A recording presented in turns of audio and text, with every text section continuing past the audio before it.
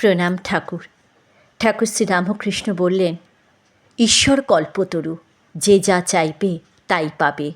কিন্তু কল্পতরুর কাছে থেকে চাইতে হয়, তবে কথা থাকে।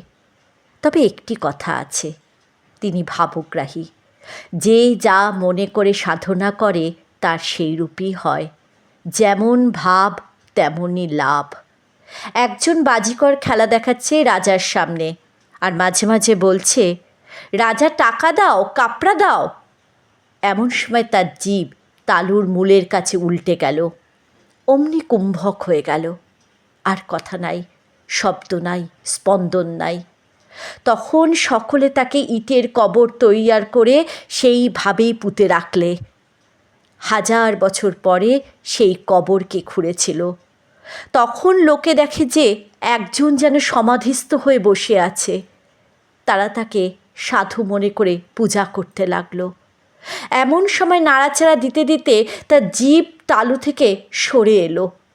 তখন তার চৈতন্য হলো, আর সে চিৎকার করে বলতে লাগলো, লাগ ভেলকি লাগ, রাজা টাকা দাও, কাপড়া দাও।